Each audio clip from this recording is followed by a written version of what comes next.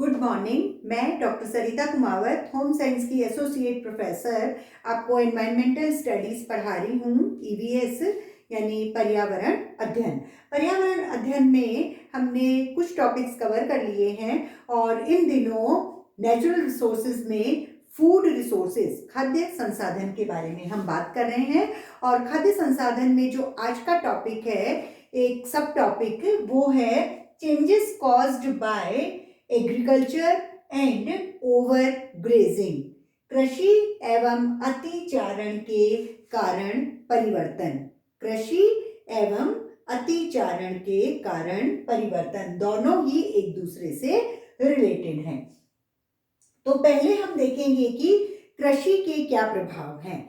अगर हम देखें कि विश्व में जितनी जनसंख्या है उसका करीब आधा भाग जो है वो उसका जीवन यापन एग्रीकल्चर के कारण ही होता है। भले ही आप भारत देख लो, राजस्थान देख लो या फिर भारत के बाहर देख लो, तो सारी ही दुनिया में विश्व में आधे लोग करीब वो एग्रीकल्चर से जुड़े हुए हैं। किसी न किसी रूप में उनका जीवन यापन कृषि के कारण हो रहा है। फिर हम देख रहे हैं कि जैसे जैसे जनसंख्या बढ़ रही है तो एग्रीकल्चर में टेक्निक्स भी बढ़ रही है, एग्रीकल्चर में प्रोडक्शन बढ़ाया जा रहा है। तो उसमें कुछ भी कारण हो सकते हैं बढ़ाने के। जैसे एग्रीकल्चर प्रोडक्शन बढ़ाना है तो वो कृषि विस्तार कर रहे हैं, मतलब जैसे जैसे जनसंख्या बढ़ रही है तो कृषि विस्तार भी होता जा रहा है। एग्रीकल्चर की टेक्निक्स या जगह वो सब भी बढ़ा रहे हैं। तो जो कृषि का विकास है वो किस तरह से हो रहा है जनसंख्या के साथ साथ में। पहला तो कृषि का विकास ये है कि कृषि क्षेत्र में बढ़ोतरी करके जो एग्रीकल्चर लैंड है उसको, कृषि क्षेत्र को बढ़ा रहे हैं। तो कृषि क्षेत्र का विस्तार करके हम एग्रीकल्चर का प्रोडक्शन बढ़ा रहे हैं। और जो दूसरा कृषि का विकास का आयाम है वो है प्रति हेक्टेयर उत्पादन में वृद्धि करके। मतलब पहले आपने जो भूमि है कृषि योग्य वो बढ़ाई और उसके बाद में प्रति हेक्टेयर जो प्रोडक्शन है उसको भी बढ़ाने का कार्य कृषि के विकास के अंतर्गत ही आ रहा है। लेकिन जैसे जैसे कृषि का विकास हो रहा है, मतलब आप कृषि के लिए भूमि ज़्यादा बढ़ा रहे हैं, वो किसी भी रीज़न से कहीं से आप कृषि के लिए भूमि ले रहे हैं तो उसका भी कहीं इफेक्ट होगा एनवायरनमेंट पे। दूसरा ये कि अगर प्रति हेक्टेयर प्रोडक्शन बढ़ रहा है तो उसका भी पर्यावरण पे कहीं न कहीं कोई प्रभाव हुआ होगा। तो कृषि के विकास से पर्यावरण पर क्या प्रभाव हुआ है। कृषि के विकास से जो पर्यावरण पर प्रभाव हुआ है वो पहला तो ये है कि जब कृषि के क्षेत्र में जब विस्तार किया है तो उसके कारण वन विनाश हुए हैं, या फिर मरुस्थलीकरण हो गया है, या फिर मृदा अपरदन हुआ होता है, या फिर अतिचारण। मतलब ये सब जो है वो इंटर रिलेटेड है। अगर हम कृषि भूमि बढ़ा रहे हैं तो वनों को काट रहे हैं, या फिर सॉइल इरोजन हो रहा है, या मरुस्थलीकरण हो रहा है। एक तो ये प्रभाव होता है। दूसरा प्रभाव जो है वो है पर्यावरण पर कृषि प्रक्रियाएं। जो एग्रीकल्चर में कई सारी टेक्निक्स होती हैं, कई सारी एक्टिविटीज होती हैं, उन प्रक्रियाओं के कारण प्रति हेक्टेयर प्रोडक्शन बढ़ रहा है। प्रति हेक्टेयर जो कृषि का उत्पादन है वो बढ़ रहा है, लेकिन उसको बढ़ने के मतलब बढ़ाने के कारण कई सारी टेक्निक्स यूज की जा रही है। मतलब ये प्रोडक्शन बढ़ाना है तो प्रति हेक्टेयर प्रोडक्शन बढ़ाने के लिए कई सारी एग्रीकल्चर टेक्निक्स यूज की गई और कई सारे चेंजेस किए गए। लेकिन जब कृषि प्रक्रियाएं की जाती हैं और प्रोडक्शन बढ़ाया जाता है तो वापस से एनवायरनमेंट में यानी हमारे पर्यावरण में कई सारे चेंजेस हो जाते हैं। कई सारा वो जो एनवायरनमेंट है वो प्रभावित हो जाता है।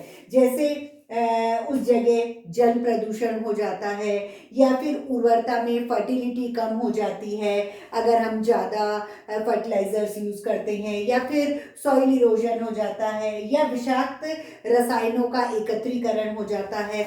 मतलब कई तरह के हम फर्टिलाइजर्स यूज़ कर रहे हैं या स्प्रे यूज़ कर रहे हैं कीट पतंगों को हटाने के लिए, या फसलों को, क्रॉप्स को बढ़ाने के लिए, प्रोडक्शन को बढ़ाने के लिए। तो वहाँ कृषि रसायन जो एग्रीकल्चर से रिलेटेड केमिकल्स हैं वो बहुत ज़्यादा एकत्रित हो जाते हैं। उसके अलावा पर्यावरण पर एक और प्रभाव है कि कृषि उत्पादों का वितरण, मतलब जैसे पहले कृषि उत्पाद जो होते थे वो बैलगाड़ी, मालगाड़ी किसी के भी द्वारा एक जगह से दूसरी जगह जाते थे तो किसी को कोई प्रॉब्लम नहीं होती थी। लेकिन अब प्रोडक्शन चूंकि बढ़ गया है तो ट्रेनें, बसें, ट्रकें इनके द्वारा जाता है तो उसमें ऊर्जा का भी यूज होता है और उसमें प्रदूषण भी होता है, वायु प्रदूषण, ध्वनि प्रदूषण, ये सब भी हमारे एनवायरनमेंट पे इफेक्ट आता है।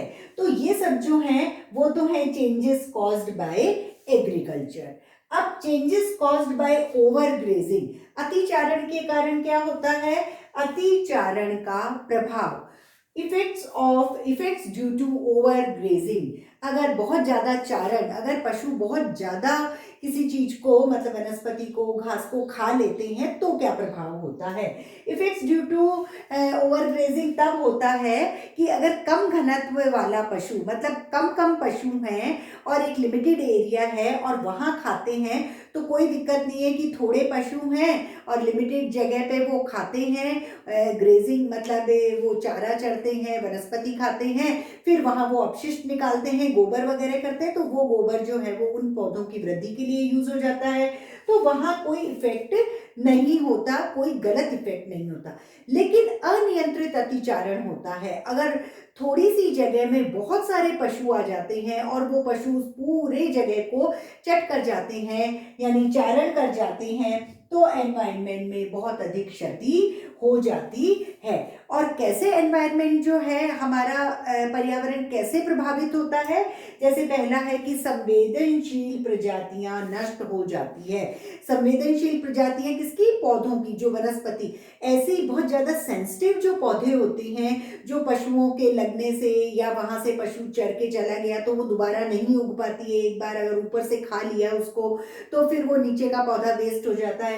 तो संवेदनशील प्रजातियां जो होती हैं, सेंसिटिव स्पेसीज जो होती हैं, वो सब नष्ट हो जाती हैं और जो अनुपयोगी प्रजातियां हैं वो बहुत ज्यादा बढ़ने लगती हैं। पहला तो ये हुआ अतिचारण से। दूसरा इफेक्ट ये होता है कि मृदा का, मिट्टी का कटाव बहुत ज्यादा होता है। अगर पशु वहां से चर जाता है सारी वनस्पति को, घास को, तो वहां से मिट्टी भी कट जाती है, मृदा का कटाव होता है। तीसरा ये है कि मृदा की उर्वरता में भी फर्क आता है, फर्टिलिटी कम हो जाती है। चौथा ये है कि पशु आवास से चरागाह तक जब जाता है, जहां रहता है वहां से चरने की जगह तक जब जाता है तो उसकी खुर से, जो उसके पैर होते हैं, वहां से मिट्टी कट जाती है तो वो एक लाइन में चलता है। एक पशु जिस लाइन में चलता है उसी के पीछे पीछे सारे पशु चलते जाते हैं। तो एक बार मिट्टी हटेगी खुर से, फिर दो बार हटेगी, फिर तीन, मतलब सारे पशु उसी उस जगह से जाएंगे तो वहां की मिट्टी हटते हटते वहां एक नाली टाइप हो जाती है। नाली जैसा होने से वो जो समतल जगह है वो उबड़ खाबड़ हो जाती है और उबड़ खाबड़ होने से एक तो समतल जगह नहीं मिल पाती है, कृषि योग्य भूमि नहीं रह पाती है, वहां का प्लेन जो है वो नष्ट हो जाता है और वहां से मृदा अपरदन भी शुरू हो जाता है।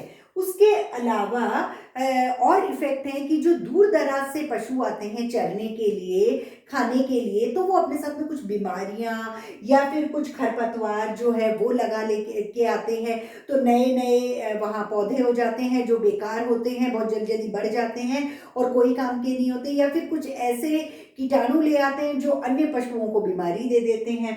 तो दूर दराज से आने वाले पशु चरने के लिए जो आते हैं वो भी हमारे एनवायरनमेंट को नुकसान पहुंचाते हैं।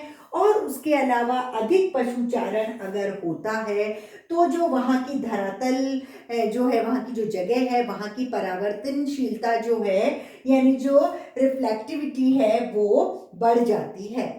और अगर रिफ्लेक्टिविटी बढ़ जाती है तो उस जगह का जो एनवायरनमेंट है वो ठंडा हो जाता है और ठंडा होने से वर्षा पर्याप्त नहीं हो पाती है और अगर वर्षा घट जाती है तो दूसरे पेड़ पौधे वनस्पति जो है वो उतने फल फूल नहीं पाते हैं, उनकी जो वृद्धि है वो रुक जाती है।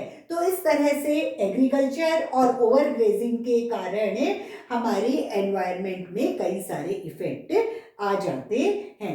इस तरह से ये जो है, ये आज का जो टॉपिक है ये फूड संसाधन के अंतर्गत था और ये अब यहाँ समाप्त होता है।